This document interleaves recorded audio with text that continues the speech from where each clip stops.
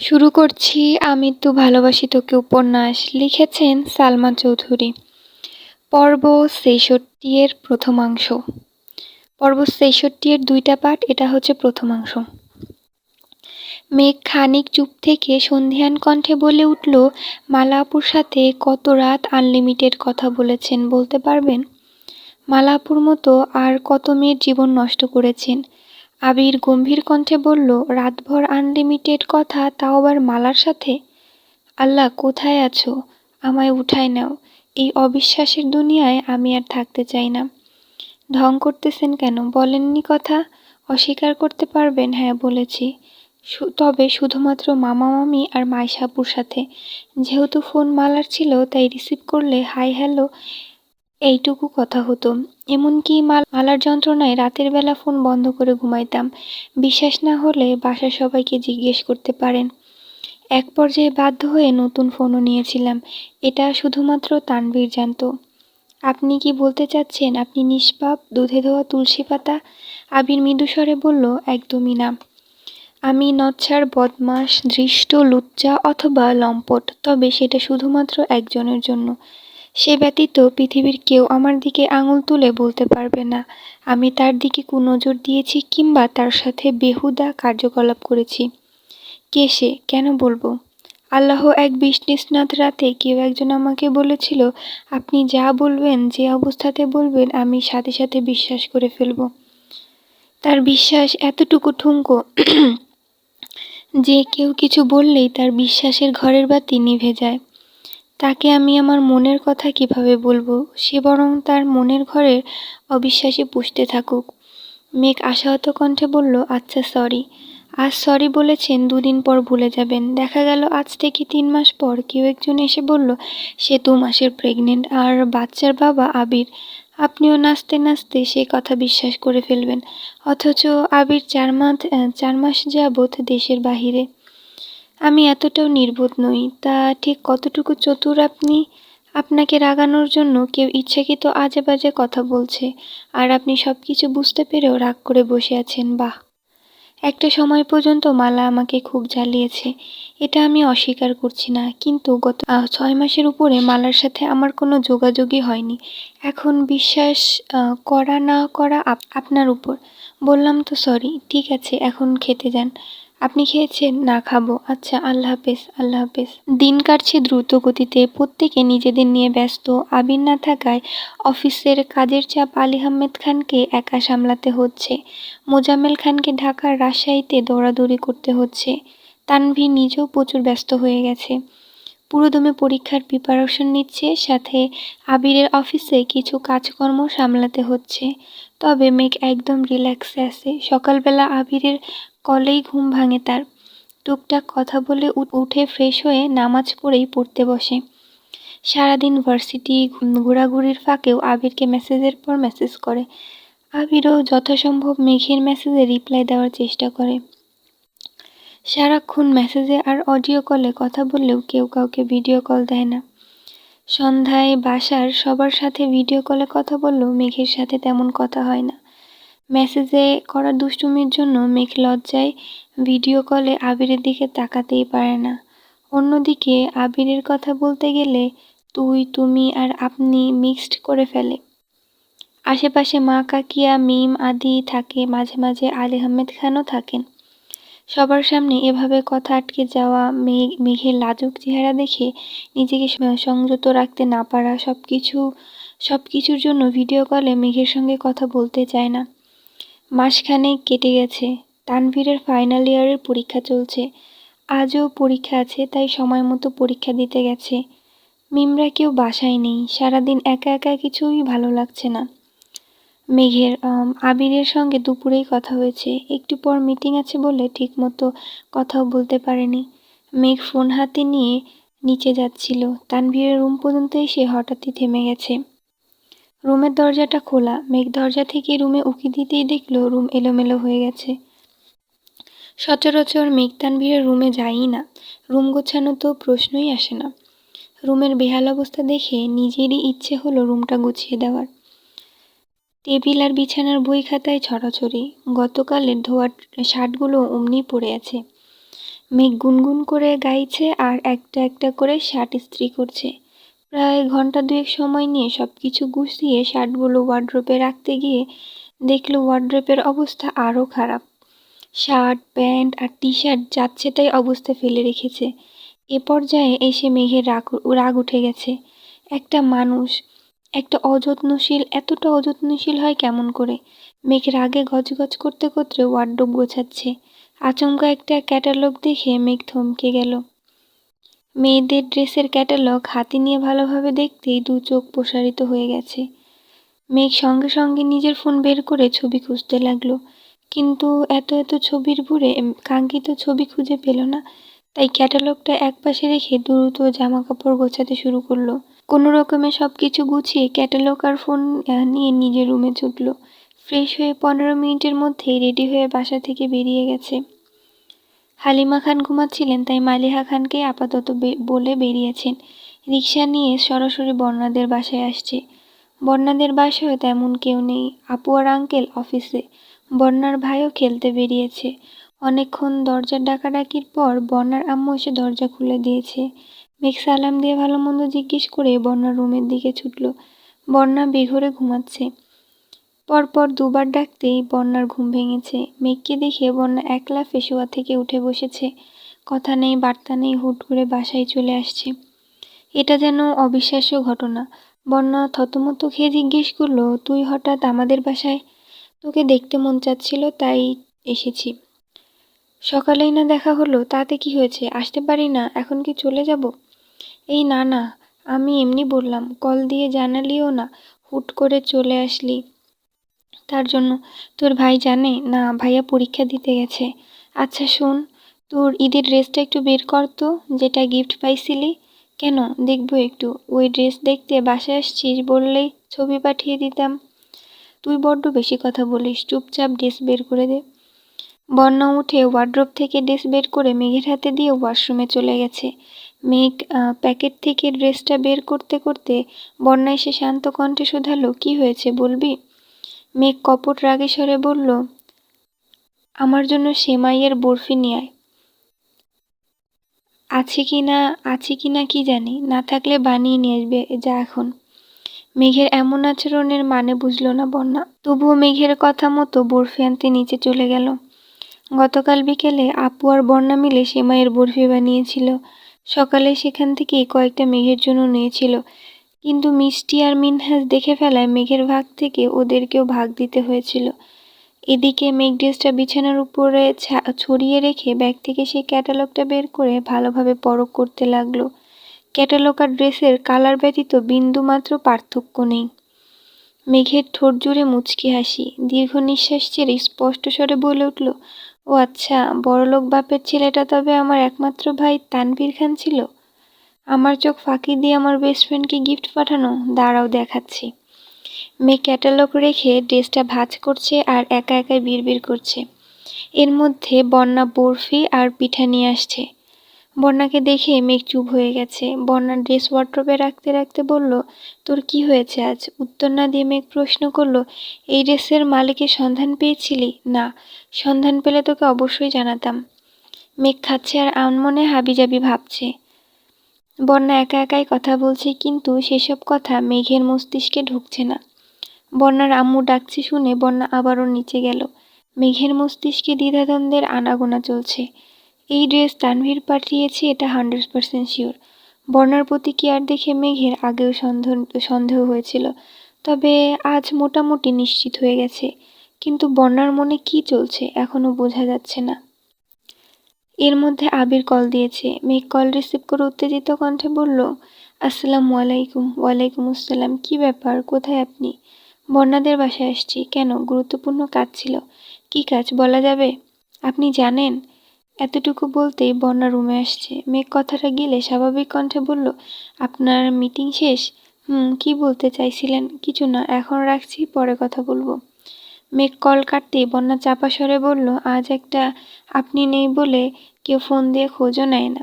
আমাদের বাসায় আসছিল, 20 মিনিটও হয়নি, এর মধ্যে ফোন দিয়ে ফেলেছে। এত প্রেম। মেঘ মেকি স্বরে বলল, আমি তোর মতো অনুভূতি চাপিয়ে রাখতে পারি না। তুই কাউকে পছন্দ করলে বল, আমি ব্যবস্থা না হয় আমিই করে দিব। আমার পছন্দের কেউ নেই, এমনি মজা করলাম তোর সাথে। সত্যি কেউ নেই? বন্যা সন্দেহের দৃষ্টিতে তাকিয়ে রাগী স্বরে বলল, থাকলে কি তোকে বলতাম না? কি জানি নাও বলতে পারিস। তোর আজ হয়েছে কি বলবি আমাকে? তেরা তেরা কথা কেন বলছিস? কিছু হয়নি। বন্যার মেঘের আরও কিছুক্ষণ আলাপচারিতা চলল। মেঘ আজ তেমন কিছু বলতেই পারছে না। বন্যাকে ভাবি বানানোর চিন্তা একান্তই মেঘের ছিল, কিন্তু তানভীর বন্যাকে পছন্দ করে এটা ভেবেই মেঘ আশ্চর্য হচ্ছে। তার থেকেও বড় কষ্ট এটাই যে তানভীর আজ পর্যন্ত মেঘকে একবার বলার প্রয়োজনও মনে করেনি। তানভীর পরীক্ষা শেষে বাসায় ফিরে মেঘকে না পেয়ে সঙ্গে সঙ্গে কল দিয়েছে। মেঘ ওয়াশরুমে ছিল, তাই বন্যা কল রিসিভ করেছে। তানভীর উদ্বিগ্ন কণ্ঠে শুধালো, কোথায় তুই? মেঘ আমাদের বাসায় আসছে। বন্যার কণ্ঠ শুনে তানভীর গলা ঝেড়ে বলল, আশেপাশে বনু থাকলে ফোনটা দাও। আপনার বনু আশেপাশে থাকলে নিশ্চয়ই আমি ফোনটা রিসিভ করতাম না। মেঘ ওয়াশরুমে। ওহ, বের হলে আমাকে কল দিতে বলো। বন্যা পরীক্ষার কথা জিজ্ঞেস করতে যাবে, তার মধ্যে কল কেটে দিয়েছে। মেঘ আসতেই বন্যা জানিয়েছে। মেঘ কল দিতে গিয়ে খেয়াল করে দেখলো ফোনের ব্যালেন্স শেষ। ততক্ষণে বন্যার নাস্তার প্লেটগুলো নিয়ে নিচে চলে গেছে। বন্যার ফোনের লক মেঘের জানা আছে। মেঘ স্বাভাবিকভাবে বন্যার ফোন হাতে নিয়ে লক খুলে তানভীরের নাম্বারে লিখতে শুরু করলো। 5 থেকে 6টা ডিজিট লিখতেই ভিলেন নামে সেভ করা তানভীরের নাম্বার ভেসে উঠেছে। মেঘ ভাবলেশহীন চোখে চেয়ে আছে। হাসবে নাকি রাগ করবে সেটাও বুঝতে পারছে না। ভাইয়ের প্রতি অতিরিক্ত ভালোবাসায় রাগটাই প্রকাশ পেল। বন্যা রুমে আসতেই মেঘ বাজখাই কণ্ঠে বলে উঠল, ভাইয়ার নাম্বার ভিলেন দিয়ে সেভ করেছিস কেন? এমনি। আমার ভাই তোর সাথে কি এমন করেছে? কিছুই করেনি তো। তো কি হয়েছে? মন চাইছে তাই এই নামে সেভ করছি। মেঘ আনমনে কিছু ভেবে শক্ত কণ্ঠে শুধালো, আমার ভাইকে কি তোর সহ্য হয় না? ভাইয়ার আচরণে বিরক্ত? ভাইয়া কি তোর সাথে বাজে ব্যবহার করেছে? মেঘ প্রশ্নের পিঠে প্রশ্ন করাতে বন্যার কুঞ্চিত ভ্রুযুগল আরও বেশি কুঞ্চিত হলো। কিছুক্ষণ চুপ থেকে বন্যা সুগভীর কণ্ঠে বলল, তোর ভাইকে সহ্য না হবার মতো কোনো কারণই নেই, আর না উনি আমার সাথে বাজে ব্যবহার করেছেন। সেদিন একটা মুভি দেখছিলাম, নায়ককে ভিলেন বলে ডাকে। নায়কটা তোর ভাইয়ের মতো দেখতে, তার জন্য এই নামে সেভ করেছিলাম। ফোন দিয়ে ডিলিট করে দিচ্ছি। মেঘের ঠোঁট জুড়ে বিশ্বজয়ের হাসি ফুটল। চক্ষু পল্লব ঝাপটে হাস্যোজ্জ্বল মুখের অবিশ্বাস্য কণ্ঠে বলে উঠল, নো প্রবলেম বেবি, ভালোবেসে দিয়েছ, এখন পাল্টাতে হবে না। আসলে এখানে গল্পের মধ্যেই একটু ছোটোখাটো বানানের ভুল আছে, তাই আমার আর কি বেঁধে বেঁধে যাচ্ছে। আমার ভাই ভিলেন রূপী নায়ক হলে আমার কোনো আপত্তি নেই। বন্যা চাপা স্বরে বলল, আমি এত কিছু ভেবে দিইনি, মাথায় আসছে এমনি দিয়েছি। ভালোবাসা আবার কোথা থেকে আসলো? মেঘ নির্বিকার ভঙ্গিতে শুধালো, তুই আমার ভাইকে ভালোবাসিস না? আচমকা মেঘের এমন প্রশ্নে বন্যা কেঁপে উঠল। পূর্ণ মনোযোগে মেঘের অভিমুখে তাকালো। কোনো উত্তর দিতে পারছে না। শরীর জুড়ে অজানা শিহরণ। মস্তিষ্কের প্রতিটা নিউরন তোড়পাড় চলছে। দাঁতে দাঁত পিষে নিজেকে নিয়ন্ত্রণ করার চেষ্টা করছে। আগে হলেও মুখের উপর বলে দিত, না ভালোবাসি না। আজ চাইলেও এই শব্দ দুইটা বলতে পারছে না। মনে হচ্ছে কেউ মুখ চেপে ধরে আছে। বুকের ভেতরে পিন পিন ব্যথা হচ্ছে। মেঘ স্থির দৃষ্টিতে তাকিয়ে চোখের পাতা পিটপিট করছে। ঠোঁটে মৃদু হাসি লেগেই আছে। বন্যা কাচুমাচু করে বলে উঠল, আমি ওনাকে নিয়ে এমন কিছু ভাবি না। মেঘ ঠোঁটে চেপে হাসি থামিয়ে কিছুটা গম্ভীর কণ্ঠে বলল, তাহলে কাকে নিয়ে ভাবো সোনা? গলির মূলে মুখলেস মিয়াকে নিয়ে? মুখলেস মিয়া আবার কি? মনে নেই সেদিন যে বেটায় বলল তোমাকে ভালোবাসে, বিয়ে করতে চাই? হোয়াট? কি? কিসের কি? হোয়াট অর্থ কি? বন্যা মুখ ফুলে শ্বাস ছেড়ে বলল, ফাজলামো করছিস? তুই তো আমার ভাইয়ের জীবন নিয়ে ফাজলামো করছিস। মানে কিছুই না। ভাইকে কল দিচ্ছি, চুপ কর। বন্যার ফোন থেকে কল দেয় তানভীর রিসিভ করে ধীর কণ্ঠে বলল, বলো। ভাই আমি মেঘ। হ্যাঁ বল। তোমার কি মন খারাপ? পরীক্ষা ভালো হয়নি? হয়েছে মোটামুটি। তুই যে আম্মুকে না বলে চলে গেলি, আম্মু টেনশন করছিল। বড় আম্মুকে বলে আসছি। বড় আম্মু বলেনি? বড় আম্মু বাসায় ছিল না, আম্মু কল দিয়েছে, তুই নাকি রিসিভ করিসনি। আমি ভাবছি আম্মু বকা দিতে কল দিয়েছে, তাই রিসিভ করিনি। বাসায় কখন আসবি? মেঘ বন্যার দিকে তাকিয়ে মুচকি এসে বলল, তুমি এসে নিয়ে যাও। আমি 4 ঘন্টা পরীক্ষা দিয়ে বাসায় আসছি কিছুক্ষণ হলো। এখন বের হওয়ার মতো এনার্জি নেই। তুই রিক্সা করে চলে আয়, আমি না হয় চলে আসবো। কিন্তু একজন যে কত কষ্ট করে তোমার জন্য রান্না করেছে, তুমি আসলে খাওয়াবে বলে। বন্যা তড়িৎ বেগে মেঘের মুখ চেপে ধরেছে। তানভীর ভ্রুকুচকে প্রশ্ন করল, কে? মেঘ বন্যার হাত সরিয়ে আস্তে করে বলল, বন্যা। ও, তাকে রান্না করতে বারণ কর আর তুই তাড়াতাড়ি বাসায় আয়। আমি কিছু বলতে পারবো না, বন্যা এত কষ্ট করে রান্না করছে আর তুমি এমন আচরণ করছো। তুমি এসে আমায় নিয়ে যাবে এটাই ফাইনাল, আর আমি না হয় এখানেই থাকবো। বাই। বন্যা অগ্নিদৃষ্টিতে তাকিয়ে বলল, আমি তোর ভাইয়ের জন্য রান্না করেছি? না। কিন্তু এখন করবি। আমি পারবো না। আমার একমাত্র ভাই আসছে, যত্নের কোনো ত্রুটি থাকলে তোর আব্বু আম্মু আর বড় আব্বুকে ইচ্ছে মতো বিচার দেব, সাথে আমার স্পেশাল নাটক ফ্রি। এমনভাবে বলছি যেন আমি ওনার স্পেশাল কেউ আর ওনার যত্ন নিতে আমি বাধ্য। মেঘ ব্যাগ নিয়ে বের হতে হতে বলল, হয়ে যায় স্পেশাল কেউ, কে বারণ করেছে?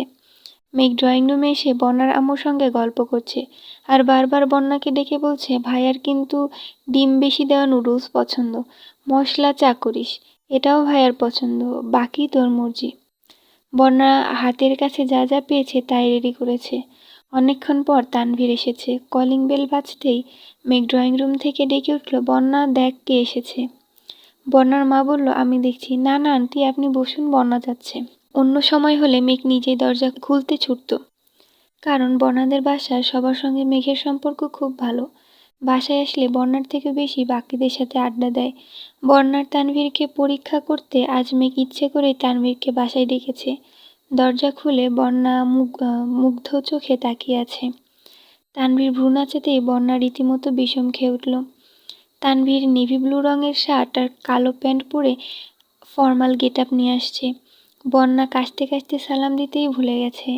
তানভীর কপাল গুটিয়ে বলল, পানি খাও, ঠিক হয়ে যাবে। বন্যা দ্রুত ভেতরে চলে গেছে। মেঘ আর চোখে ভাইকে দেখিয়ে ভরকালো। ভাইয়ের এমন গেট আপ দেখে আশ্চর্যের চূড়ায় পৌঁছে গেছে। তানভীর বন্যার আম্মুর সঙ্গে কথা শেষ করে খাবারগুলো ওনার হাতে দিল। উনি খাবার নিয়ে রান্নাঘরে চলে গেছেন। তানভীর মেঘের পাশে সোফায় বসলো। মেঘ ভ্রু কুঁচকে তানভীরকে দেখেই যাচ্ছে। মেঘ বিষয় সময় জানতে চাইল, আমরা কি বউ দেখতে আসছি? তানভীর ভ্রু কুঁচকে সূক্ষ্ম নেত্রে তাকিয়ে বলল, কেন এভাবে আসছো? কেন ভালো লাগছে না? অনেক বেশি ভালো লাগছে, কিন্তু এই গেট আপে কেন আসছো? ধোয়া শার্টগুলো সব ইস্ত্রি করে রেখেছিস, তাই ভাবলাম ফর্মাল গেট আপে আসলে তোর ভালো লাগবে। মেঘ সন্দেহের দৃষ্টিতে তাকিয়ে মেকি স্বরে বলল, আমার ভালো লাগবে তাই, নাকি অন্য কোনো কারণ? আর কি কারণ থাকবে? এর মধ্যে বন্যা 2 কাপ চা নিয়ে আসছে। মেঘ 1 কাপ চা হাতে নিতে নিতে ঝটপট করে বলল, ভাইয়া চিনি কম খায়, তোকে বলতে মনে নেই। বন্যা মৃদু হেসে বলল, চিনি কমই দিয়েছি। মেঘ এবার দ্বিতীয় দফায় আশ্চর্য হলো, কি হচ্ছে এসব? মেঘ নিজে নিজেই কপাল চাপড়ে মনে মনে বলল, ছি, এত বেকুব মানুষও হয়। আবির ভাই ঠিকই বলে, আমি আসলেই নির্বোধ। আমি তাদের মেলানোর জন্য ঝড় তুফানের সঙ্গে যুদ্ধ করেছি, এদিকে তারা অলরেডি মনে মনে দুজনের প্রেমে হাবুডুবু খাচ্ছে। বাহ, অসাধারণ। তানভীর চা খাচ্ছে। বন্যা রান্নাঘরের দরজা থেকে নিপুণ দৃষ্টিতে তানভীরকে দেখছে। ফর্মাল ড্রেসে সব ছেলেদের অন্যরকম সুন্দর লাগে। বন্যা না চাইতেও বারবার তানভীরের প্রতি দৃষ্টি আটকাচ্ছে। বুকের ভেতর হৃৎপিণ্ডটা প্রচণ্ড বেগে ওঠানামা করছে। কানের লতি গরম হয়ে গেছে। মেঘ চা শেষ করে কাপ রাখতে গিয়ে বন্যার দিকে নজর পড়ল। মেঘ মনে মনে বিড়বিড় করল, আর একবার বলিস শুধু আমার ভাইকে ভালোবাসিস না, এমন মার দিব কাঁদতে কাঁদতে বলবি, আই লাভ তানভীর। তানভীর তাকাতেই বন্যার সঙ্গে চোখাচোখি হলো। বন্যা থতমত খেয়ে চোখ নামিয়ে সরে গেছে। তানভীর আর চোখে চেয়ে আছে। ঠোঁটের কোণে মৃদু হাসি ফুটল। মেঘ সারাবেলা বন্যা আর তানভীরের কর্মকাণ্ড দেখল আর একা একাই বিড়বিড় করলো। খাওয়া দাওয়া শেষে আন্টির থেকে বিদায় নিয়ে মেঘ আর তানভীর বেরিয়ে পড়েছে। বন্যাও পেছন পেছন যাচ্ছে। তানভীর কিছুটা সামনে গিয়ে হঠাৎ থমকে দাঁড়ালো। পেছনে ফিরে সরাসরি বন্যার দিকে নীরের দৃষ্টিতে তাকিয়ে প্রশ্ন করলো, তখন আমার দিকে এভাবে তাকিয়েছিলে কেন? কই তাকাইনি তো। বন্যার গলার স্বর কাঁপছে। চোখ মুখ দেখেই বোঝা যাচ্ছে যে মিথ্যা বলছে। বন্যা চোখ নামিয়ে নিয়েছে। তানভীর জানতে চাইল, আমি কি দেখতে এতই খারাপ, তাকাতেও ইচ্ছে হয় না? গমগমে পুরুষালী স্বর কানে বাজতেই বন্যা উৎকণ্ঠিত কণ্ঠে বলল, কে বলেছে আপনি দেখতে খারাপ? মাশাআল্লাহ, অনেক সুন্দর লাগছে আপনাকে, কারো নজর না লাগে। কথাটা বলেই বন্যার নিজের মুখ চেপে ধরেছে। বাতাসে উঠতে থাকা বন্যার চুলগুলো চোখ মুখ ঢেকে দিচ্ছে। তানভীরের হৃদয়ের অদ্ভুত অনুভূতি কাজ করছে। বন্যার চোখ বন্ধ, মুখ থেকে চুল সরাতে তানভীর হাত বাড়ালো। পেছন থেকে মেঘের ডাকে তানভীরের ঘোর কাটল। তানভীর হাত নামিয়ে আস্তে করে বলল, নিজের হাতের চা করে খাওয়ানোর জন্য অনেক ধন্যবাদ, আসছি। মেঘের সামনে আসতেই মেঘ ভ্রু নাচিয়ে শুধালো, বাসায় যাওয়ার ইচ্ছে নেই? চলো। অন্য সময় হলে তানভীর দুটো কথা শোনাতো বা একটু রাগ হলেও দেখাতো। আজ কোনো রিয়াকশন নেই দেখে মেঘ হা হয়ে তাকিয়ে আছে। গাড়িতে বসেও এক দৃষ্টিতে তানভীরকে পরখ করছে। তানভীর মুচকি মুচকি হাসছে আর আস্তে করে গাড়ি চালাচ্ছে। মেঘের আগে ফোঁস করতে করতে মনে মনে বলল, তোমার মিটিমিটি হাসি বের করছি ওয়ে। গলির মোড় পর্যন্ত আসতেই একটা সিঙ্গারার দোকানে দেখিয়ে মেঘ উত্তেজিত কণ্ঠে বলল, ভাইয়া ওই ছেলেটাকে দেখছো? তানভীর 1 সেকেন্ডের জন্য তাকিয়ে আস্তে করে বলল, কে? বর্ণার বয়ফ্রেন্ড। কথাটা কর্ণকুহরে প্রবেশ মাত্রই তানভীর অকস্মাৎ গাড়ির ব্রেক কষল। আচমকা ব্রেক কষায় আর একটুর জন্য মাথায় বাড়ি খেতে নিছিল। তানভীরের পূর্ণ মনোযোগ দোকানে। আগে 1 সেকেন্ডের জন্য তাকানোতে ঠিকমতো খেয়াল করেনি। দোকানে অল্পবয়স্ক কোনো ছেলেই নেই। দুজন দোকানদার আছে, তার মধ্যে একজনের বয়স 60 বছর প্লাস, আর একজনের বয়স 35 প্লাস। তানভীর ভ্রু কুঁচকে শক্ত কণ্ঠে জিজ্ঞেস করলো, কোনটা? লাল শার্ট পরনে। তানভীর আবারও দোকানের দিকে তাকালো। 60 প্লাস বয়সের লোকের পরনে লালের মতো একটা শার্ট, হয়তো ওনার ছেলে বা নাতির শার্ট হবে। তানভীর ভারী কণ্ঠে বলল, উনি ছেলে আর বর্ণার বয়ফ্রেন্ড? অবশ্যই। তুমি বিশ্বাস করো না? আমাকে দেখলেই শালি শালি ডাকবে। দেখো, এমনকি সিঙ্গারার দামও নেবে না। কেন? বাহরে, বন্যাকে ওনার ভালো লাগে, বিয়ে করতে চায়। আমি বন্যার বেস্ট ফ্রেন্ড শুনে আমাকে ফ্রিতেই সিঙ্গারা খাইয়েছে। ওনার নাম মোখলেস মিয়া, বয়স 67। ওনার 2 বউ আর 6 ছেলে মেয়ে আছে। তানভীর মেঘের দিকে আশ্চর্য নয়নে তাকিয়ে শুধালো, এত কিছু তুই কিভাবে জানিস? জানি, বেস্তু আমার, আমি জানবো না তো কে জানবে? এখন চলো বিয়ের ঘটকালিটা করে আসি। ভাইয়া যদি এসব কর্মকাণ্ডের কথা জানতে পারে তাহলে তোর খবরই আছে। রাস্তায় রাস্তায় ঘুরে তুই মুখলেস মিয়ার বিয়ার ঘটকালি করিস। মেঘ কাঁদো কাঁদো মুখ করে বলল, আমার বেস্টুর বিয়ে হোক তুমি কি চাও না? তাই বলে ওনার চোখে বন্যার প্রতি ভালোবাসা দেখেছি আমি। তানভীর গাড়ি স্টার্ট দিতে দিতে বিড়বিড় করলো, বন্যার প্রতি কারো চোখে ভালোবাসা উতলে পড়লেই সেই চোখে কানা করে ফেলবো। মেঘ বলে উঠল, বিড়বিড় করে কি বলো? কিছু না। বন্যার বিয়েতে আমি কিন্তু লেহেঙ্গা পরবো, আর লেহেঙ্গাটা তুমি কিনে দিবা। তানভীর গাল ফুরিয়ে শ্বাস ছেড়ে তপ্ত স্বরে বলল, মুখটা বন্ধ রাখ, নয়তো রাস্তায় ফেলে চলে যাব। মেঘ ঠোঁট বেঁকিয়ে হাসছে আর মনে মনে বলছে, লাগছে, একদম কলিজায় লাগছে।